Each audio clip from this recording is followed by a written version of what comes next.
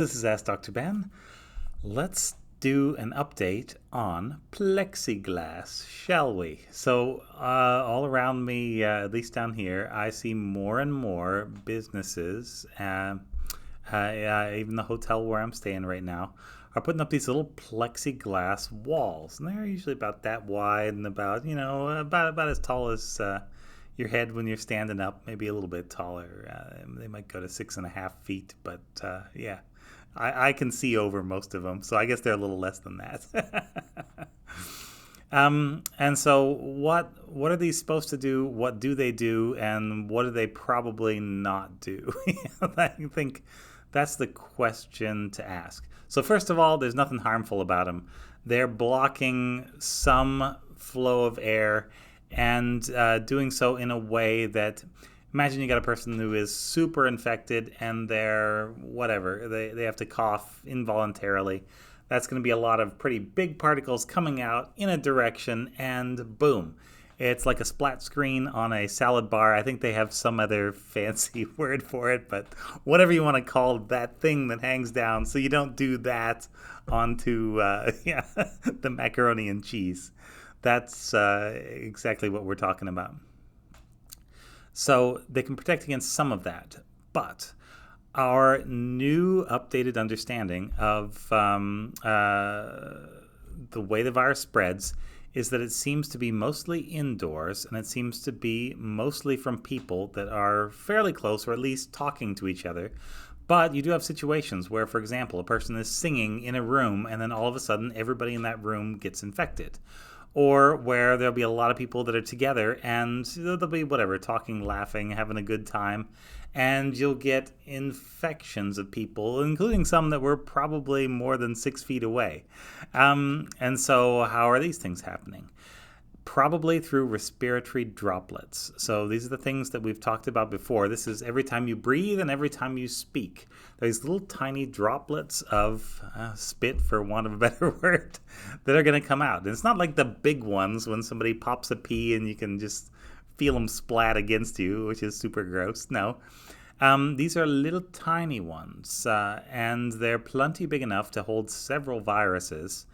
And the question is just whether they do. This seems like the best explanation that we have for how the virus could spread.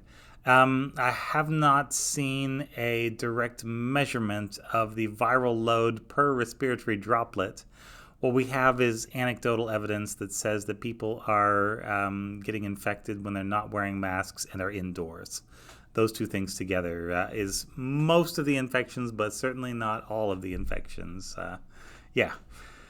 So what would a plexiglass wall do against that? Well, not much. So the old understanding was to think of the virus as a little cannonball, which I'm pretty sure I even used that metaphor on here. So it comes out, pew, and it's got a little arc, and then it crashes into something. And as long as it doesn't crash into your mouth, it's okay.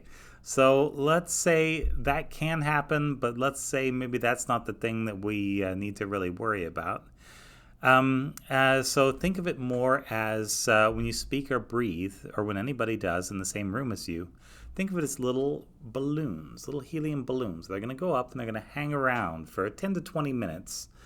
And it doesn't take long to actually kind of fill up whatever room you're in with these little respiratory droplets. That's the new updated version of the science. And ask yourself what good, would a plexiglass shield do in a room full of balloons? Not much. They go around it, over it, beside it. Yeah, just, behind it. Not much at all.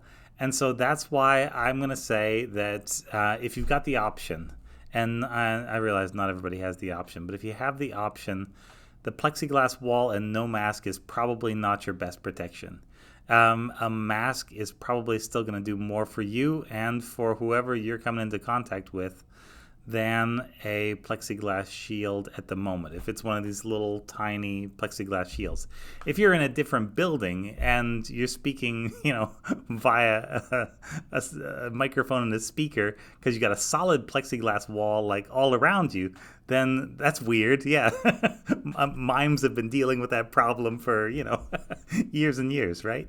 That would be safe, but that's not what we're seeing out in the field, in the wild. So, yeah, plexiglass, I don't know. Yeah, no substitute for a mask, that's for sure. Thanks very much. This is Ask Dr. Ben.